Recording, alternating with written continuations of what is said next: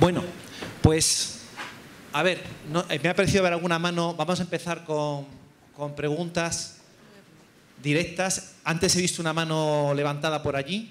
Vale, por aquí. He puesto aquí para que me veáis todos, porque estoy detrás de la columna. Vale. Bueno, más que una pregunta es como que estoy viendo un denominador común en todas estas enfermedades de origen... Habla un poquito más fuerte, por Sí. favor, acércate más.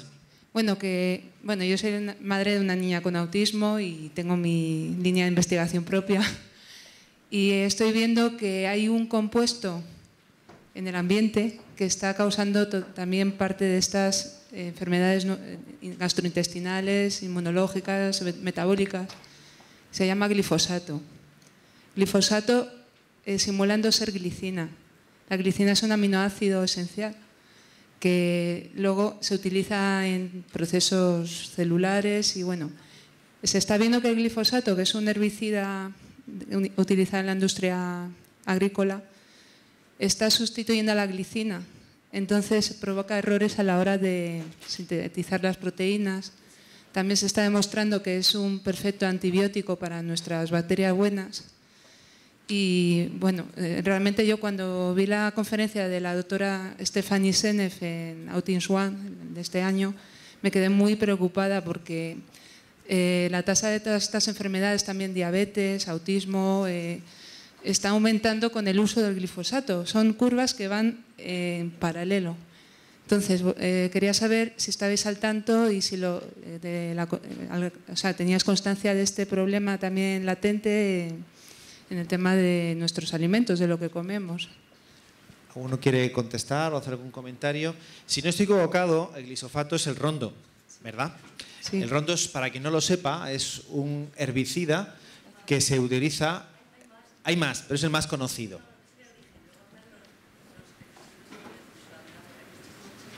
Sí, bueno, pero por decirlo por el nombre más conocido o popularmente, simplemente, ya sé que... Vale, de acuerdo, no lo discuto. Bueno, simplemente era por identificar.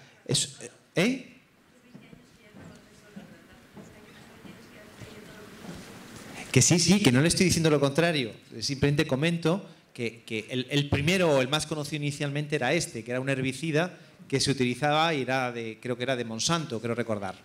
Bien, perfecto, yo no lo discuto. A ver, yo conozco la existencia del problema, pero no tengo ningún tipo de experiencia y soy muy sincero respecto al tema.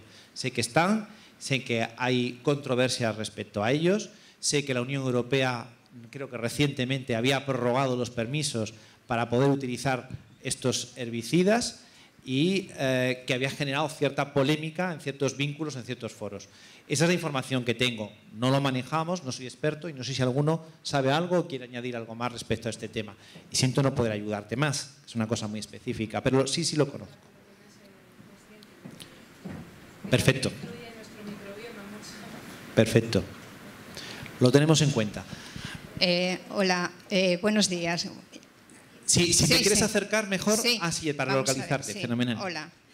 Bueno, muchas gracias, me ha parecido muy interesante. Yo soy paciente del doctor Vigaray y aparte, bueno, pues también a personas de mi familia. El tema, me quiero centrar en eso que decía el doctor Vigaray de evidencias, de tener evidencias. Yo a lo largo de toda la exposición me he estado acordando de las personas con enfermedades mentales que precisan, y epilepsia y demás, que precisan medicaciones muy fuertes, que hasta qué punto alteran, si hay evidencias de esto, todo en la desbiosis, que encima, diríamos, estamos intentando controlar, se está intentando controlar sus disconductas, sus alteraciones, pero si se da una desbiosis, una inflamación, como están diciendo a nivel de todo el bioma, lo que estamos haciendo es una relación, se está dando diríamos, una relación circular, o sea, damos medicamentos, psicofármacos para disminuir toda la sintomatología neurológica o psíquica o psiquiátrica, pero a la vez hay más permeabilidad, con lo cual no estamos arreglando todo el tema de base del bioma. Y si los probióticos en este caso que no se consideran, sí se consideran por los antibióticos, pero creo que para nada, para el tema de los psicofármacos, sería una buena respuesta. Pasa, doctora de la Puerta. Es verdad que determinados fármacos determinan modificaciones en el patrón de la microbiota, pero los psicofármacos no son especialmente lesivos. Lo que sí que tienes toda la razón en el círculo alteración neuropsiquiátrica con la disbiosis. ¿Por qué? Porque en un contexto de disbiosis, inflamación de bajo grado, se produce, por una parte, un bloqueo en la producción de neurotransmisores a nivel del sistema nervioso entérico, los neurotransmisores que produce el intestino, y por otra parte se produce un bloqueo funcional en los receptores que tienen que poner en marcha la señal de neurotransmisores que se han generado a nivel del sistema nervioso central. Yo tengo 2 equipos concretamente de psiquiatras en Madrid que me derivan pacientes a mi consulta privada. Ellos hasta el momento me derivan pacientes que no responden normalmente a tratamientos convencionales y que tienen un cuadro clínico que yo he consensuado con ellos de un perfil determinado de síntomas, entonces me los derivan y es verdad que si yo trabajo inflamación, permeabilidad, microbiota, señalización inmunitaria, estos pacientes cambian el espectro de su cuadro neuropsicológico, neuropsiquiátrico completamente. Sí, por favor. Hola, yo quería hacer una consulta sobre el tema del tiroides. Por lo que he visto o he querido ver en estos últimos tiempos, porque me están haciendo diferentes pruebas, los baremos que se usan de TSH en España no son los mismos a lo mejor que se están usando en Estados Unidos, según creo. Allí ya por encima de 250, si no recuerdo mal, 280, se considera que puede haber un problema con el tiroides, pero aquí en España es 400 y pico. Yo lo pregunto porque personalmente siempre he tenido estos valores alrededor de 200, pero en las últimas analíticas me está subiendo de 380, 390 y mi médico dice que entonces tengo la tiroides estupendamente. Estoy pendiente también de un diagnóstico de fibromialgia, fatiga crónica y claro, nadie sabe por dónde tirar porque tengo el ojo seco, o sea, es como un poco el conjunto de todo, pero que nadie me dice de dónde viene. Entonces me interesaba este tema. Bien, te voy a decir algo respecto a eso. Efectivamente, estás hablando de TSH, ¿verdad? Nosotros aquí empleamos el 2.5 como punto central de TSH. Es verdad que muchas veces cuando se está dentro del rango de entre 0,35 y 5, se dice que es normal. Creo que es un poco demasiado amplio el rango. Tan es así que cuando se va a hacer un estudio o dentro de la fertilidad, una implantación, se exige que esté en 2.5, si no, no hacen el implante ovárico. Yo creo que eso ya nos puede dar una pista. Yo estoy de acuerdo que hay que ajustar más los rangos de máximo y mínimo y debe de quedar alrededor de 2. No cabe la menor duda que eso debe de ir unido a la sintomatología y mirar con el rabillo del ojo los anticuerpos antitiroideos, que cada vez es, en la experiencia, cada vez es más notorio que cuando suben parece que la hormona es menos efectiva. ¿Cuántas veces he visto yo TSHs normales y T4 libres a rangos verdaderamente permisibles que hablan de cansancio, hablan de hinchazón, hablan de disconfort? Puede ser relacionado con otros aspectos, obviamente, pero es un dato que verdaderamente se debe precisar más. Os ruego a todos preguntas concretas y también a los ponentes contestaciones más concretas posibles. Tengo aquí un par de preguntas escritas que te voy a hacer a ti, Enrique. Vamos a ver, por un lado me están preguntando respecto a tratamientos probióticos combinados con la terapia del Helicobacter pylori, ¿vale? En pacientes que no hay ninguna información de disbiosis, simplemente qué probióticos se recomienda. Tengo una pregunta respecto a tratamiento también de permeabilidad intestinal, opciones que se puedan ofrecer. Y aunque me están preguntando aquí en materia fecal por el autismo en concreto, quiero saber tu opinión respecto a los trasplantes fecales un poco una visión global que no hemos hablado en las ponencias. Bueno, muy breve, José. Probióticos y tratamiento de Helicobacter pylori, lo que se conoce y hay estudios es, y en la práctica es así, que los probióticos disminuyen los efectos adversos de los antibióticos para tratar, o del tratamiento erradicador del Helicobacter pylori. La segunda pregunta que me hacías, perdón. Las opciones de tratamiento en permeabilidad intestinal, en realidad solo habría dos opciones actuales.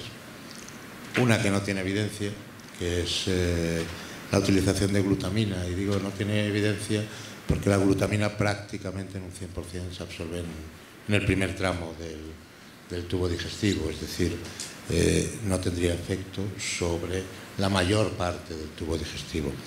De hecho, hay incluso alguna editorial que sugiere que si realmente, un poco en tono jocoso, editorial de una revista muy prestigiosa, en tono jocoso, a un comentario que se hizo, que bueno, que habría que dar dosis muy altas de glutamina en enema.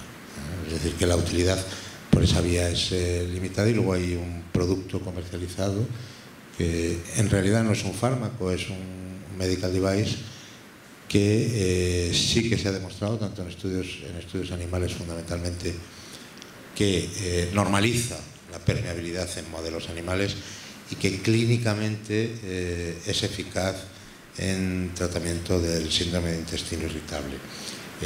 Ahora mismo hay estudios en marcha de reparación de permeabilidad en el hombre, pero no están los resultados disponibles. Alguna información tengo, que lo está haciendo un buen amigo mío, pero no están los resultados disponibles, por lo tanto tampoco puedo decir. Lo que sí puedo decir es que desde luego clínicamente funciona fantásticamente. Y del trasplante de heces, realmente la única indicación actualmente aceptada donde el trasplante fecal está demostrado que funciona perfectamente es en la infección por Clostridium difficile, en la colitis pseudomembranosa, diarrea asociada a antibióticos recidivante. Esto afortunadamente es un problema no demasiado frecuente, la recidiva por Clostridium difficile, pero el que lo sufre realmente lo pasa muy mal, realmente mal. Es la única indicación aceptada. Donde hay estudios, y hay varios estudios, es en intestino irritable, en enfermedad inflamatoria intestinal. Los resultados son muy discrepantes, probablemente porque influye mucho el donante, la donación de las heces, de dónde vienen esas heces, y en segundo lugar porque también influye mucho cuál es el perfil del paciente que lo recibe. Por lo tanto, yo creo que ahí todavía queda mucho por saber. Si alguien respecto al trasplante de los ponentes quiere añadir algo más. No.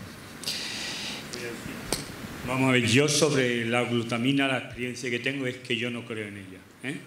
Ahí he escrito todo lo que ustedes quieran, y yo he utilizado glutamina a alta dosis de 10 miligramos, de 30 miligramos repartidos en 3 veces al día. Es decir, yo he dado hasta 30 gramos de glutamina. Yo no he visto ningún efecto. Sí, yo no creo en la glutamina, y muchas veces la mandamos porque, bueno, estamos acostumbrados a mandarla, pero yo creo que quizás haya cosas mejores que la glutamina.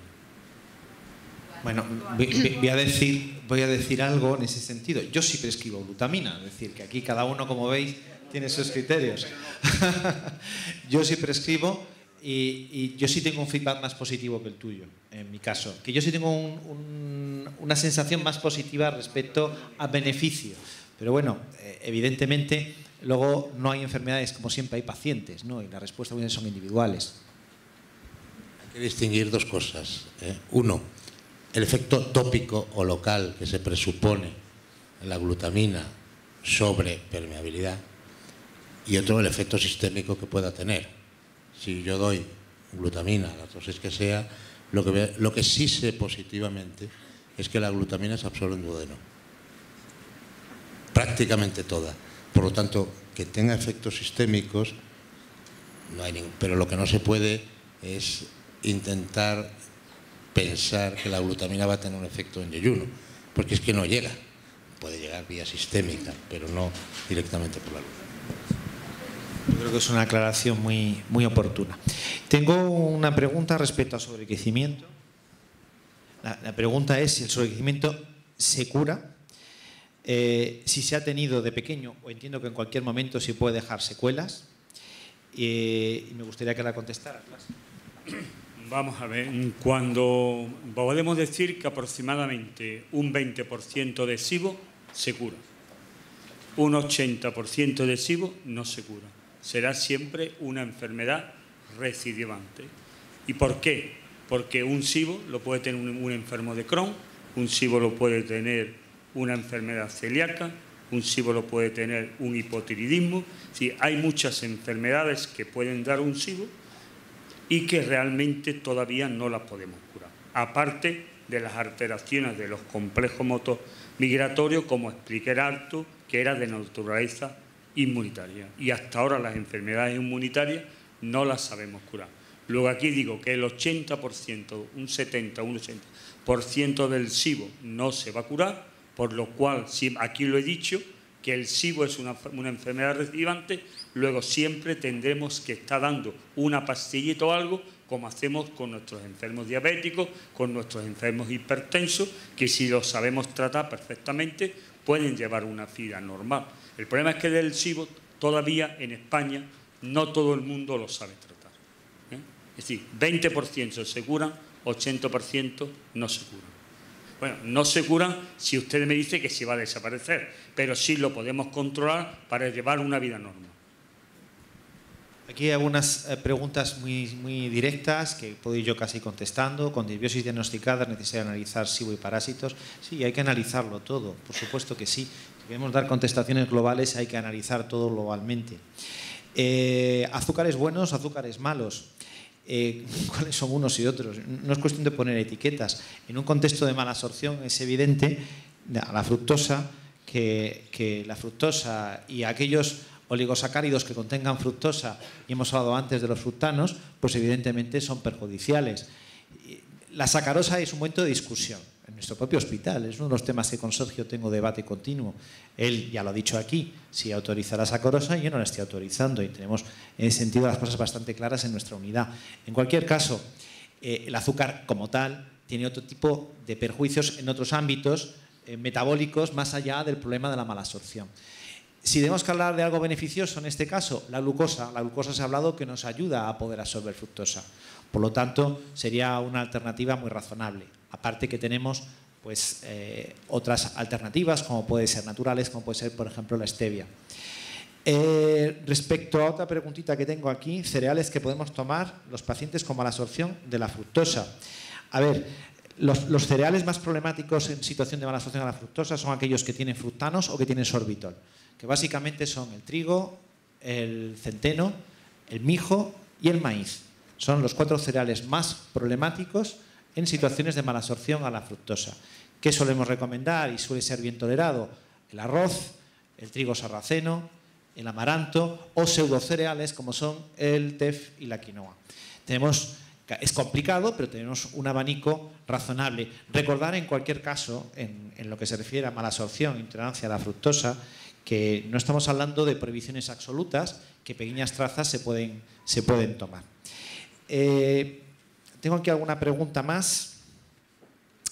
Entiendo que después de los puestos, si recuperamos la salud intestinal, las intolerancias y las alergias alimentarias, podríamos decir que desaparecen y se puede comer con normalidad. ¿Esto es así?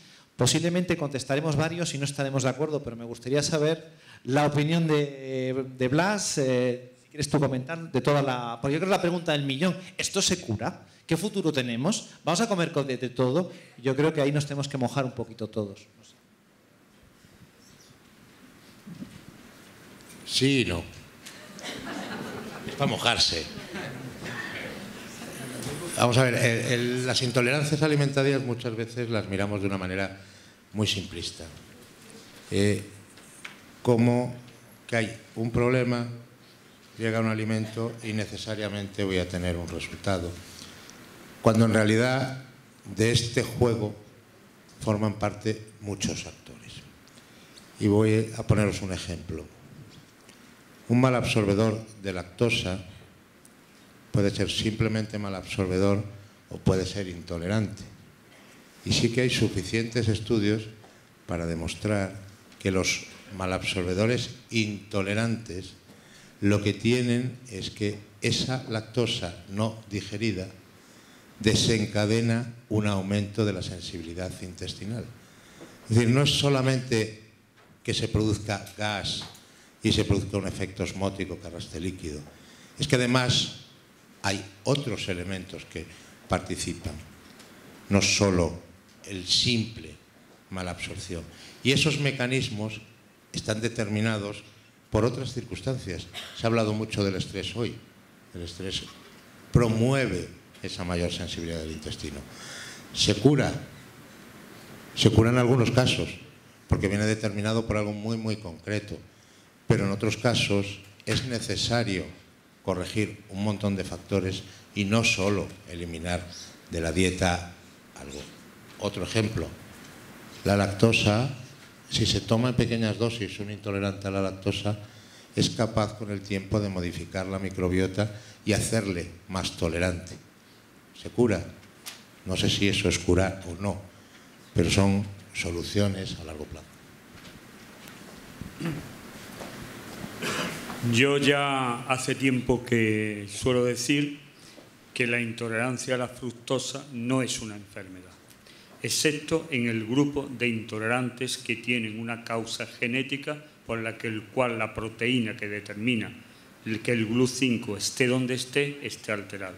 Eso actualmente es teórico porque no sabemos ni diagnosticarlo, ni la cuantificar. Para mí la intolerancia a la fructosa no es más que un síntoma que me está diciendo que aquel paciente tiene alguna enfermedad de las muchas enfermedades que pueden producir una intolerancia a la fructosa. Es decir soy intolerante para mí no significa absolutamente nada. A esa intolerancia hay que ponerle siempre un apellido. Y ese apellido es el que no siempre se busca o a veces no sabemos encontrarlo y ponerlo. Pero la intolerancia es como al que le duele la cabeza. Si tengo un dolor crónico que no se me quita, voy a mi neurólogo para que me diga qué es lo que tengo. Pues pasa lo mismo con la intolerancia.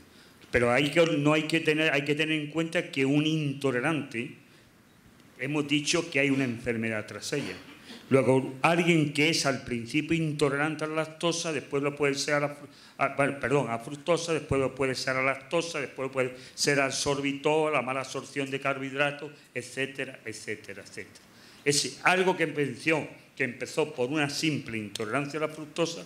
Si las microvellosidades intestinales, es decir, los procesos inflamatorios crónicos que se pueden producir a nivel intestinal por múltiples enfermedades,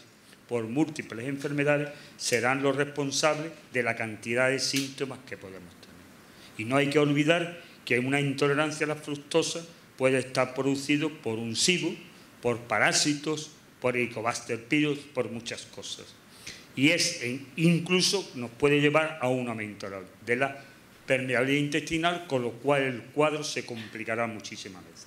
Por eso decir soy intolerante a la fructosa hoy día no significa absolutamente nada. Es como decir, mira, me voy a tomar un calmante porque hoy me duele un poco la cabeza.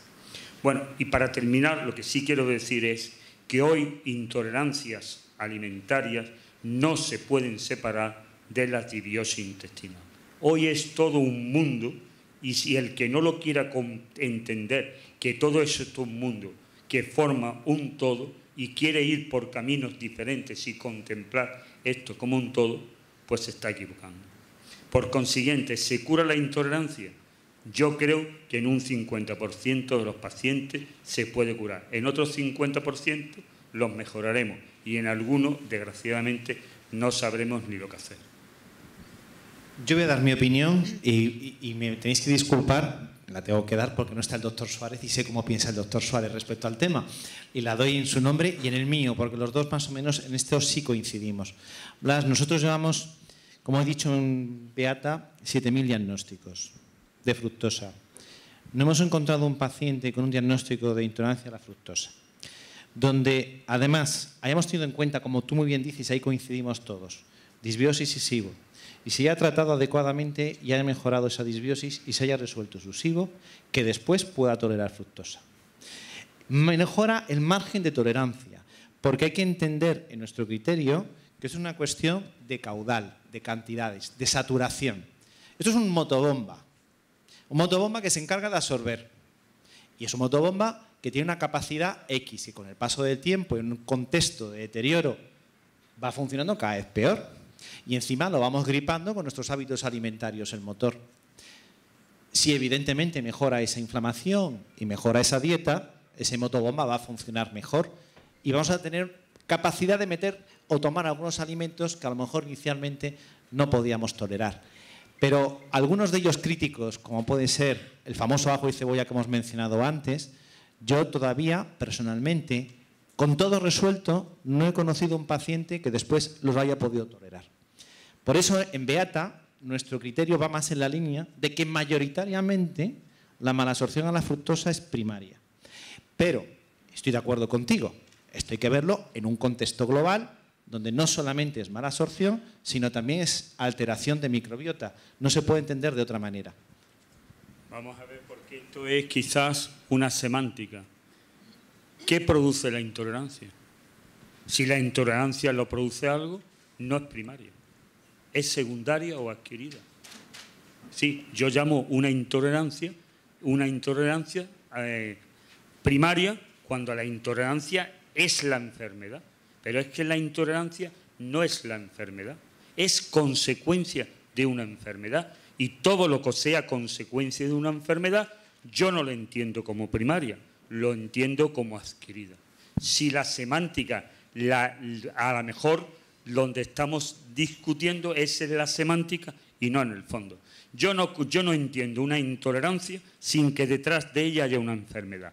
Enfermedad que me va a producir un proceso inflamatorio a nivel intestinal y eso me va a condicionar una intolerancia.